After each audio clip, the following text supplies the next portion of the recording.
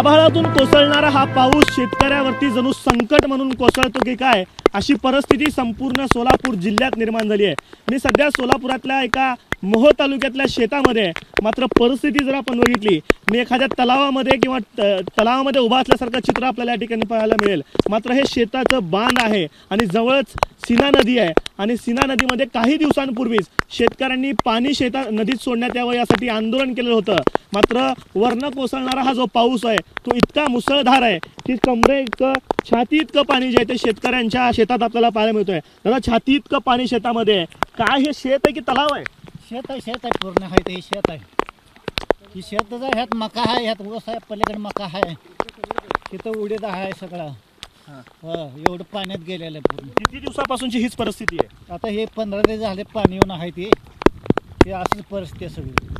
मला तुम्ही म्हणता हे मका आहे, मला विश्वास बसत नाहीये, कारण असं म्हणतो मी काही दिसतच नाहीये, फक्त पाणीच दिसतंय। काय शेंडे दिसते, दाखवू द्या काढून, जरा दाखवा बघू आमच्या प्रेक्षकांना। दाखवतो तुम्हाला। नक्कीच खातर ही संपूर्ण शेतातली परिस्थिती आहे।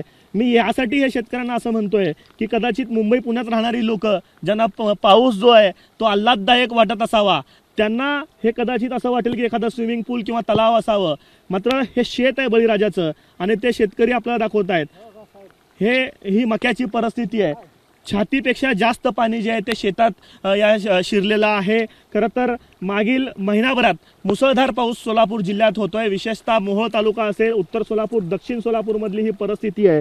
मी आत्ता बांधावरती उभा आहे आणि माझ्या कमरेतकं पाणी आहे आणि दादा ज्या ठिकाणी शेतकरी जात आहेत तिथं छातीपेक्षा जास्त पाणी आहे आणि ही संपूर्ण मक्याची शेती पाण्याखाली आहे। या बाजूला ऊसाची शेती तुम्हाला दिसेल। ऊसाचं केवळ जे वरचे पात असतात ते केवळ पात दिसत आहेत। पात दिसतंय ते फक्त पाहतो ना। आता हे पुढे जर गेलं तर आता आपल्याला उतार लागत नाही इतकं पाणी।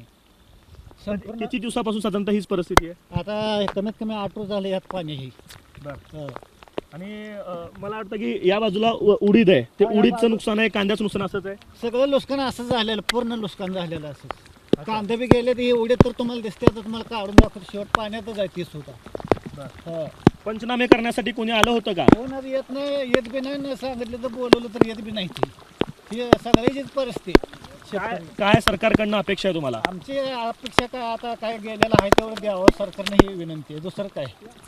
नक्कीच ही खरं तर शेतकऱ्यांची ही जी खर्च झालेला जे आहे ते निदान निम्मार्धा तर आम्हाला मिळावं अशी आमची साधारणतः किती खर्च आला या सगळ्यासाठी? आता कमीत कमी आम्हाला हे 2 लाख रुपये खर्च आलेला इथं। हे एवढं हे 2-4 एकरालाच इथं, तरी बी ह्यात काय मिळलं नाही आपल्याला। आता जरी हे आपण बटन केलेलं आहे, आता हे जरी गेलं पावसानं तरी बी आम्हाला हे बटाईनं मग त्यांना खर्च द्यावा लागते। त्यांनी भरलेला आहे पहिला खर्च, ते आपल्याला द्यावं लागते त्यांनी मागितलं तरी। नक्कीच खरं शेत जे मालक आहे त्यांच्याकडनं बटाईनं केलेली ही शेती आहे आणि या शेतीचं इतक्या मोठ्या प्रमाणात नुकसान झालेलं आहे। संपूर्ण शेतीला तलावाचं रूप प्राप्त झालेलं आहे आणि इतक्या आजपर्यंत शेतकऱ्यांच्या या बांधावरती पंचनामा करण्यासाठी महसूलचे अधिकारी पोहोचतील का, हाही प्रश्न आहे। खरं तर शेतकऱ्यांना अपेक्षा जशी पाऊस थांबण्याची आहे तशीच अपेक्षा महसूलचे अधिकारी जे आहेत ते या ठिकाणी येतील अशी अपेक्षा आहे। पाऊस ऊन सावलीचा खेळ संपूर्ण सोलापूर जिल्ह्यात आपल्याला पाहायला मिळतोय। कधी पाऊस पडतोय, कधी ऊन पडतोय आणि यामुळे पिकांचं मोठ्या प्रमाणात नुकसान होत आहे। हाताशी आलेलं संपूर्ण पीक संपूर्ण सोलापूर जिल्ह्यात हजारो हेक्टरवरची शेती ही पाण्याखाली गेलेली आहे। त्यामुळे बळीराजाला अपेक्षा आहे ती सरकारच्या एका मेहर नजरची आणि सरकार काय जे आहे ते आपल्याला या शेतकऱ्यांना काहीतरी मदत करेल अशा अपेक्षेनं हे शेतकरी जे आहेत ते बाळगतायत। तोंडावरती दिवाळी आहे आणि दिवाळी गोड व्हावी अशी अपेक्षा या माध्यमातून आपण देखील करूयात। कॅमेरा पर्सन अयूब कागदीसह आफताब शेख, एबीपी माझा, मोहोळ, सोलापूर। एबीपी माझा, उघडा डोळे बघा नीट।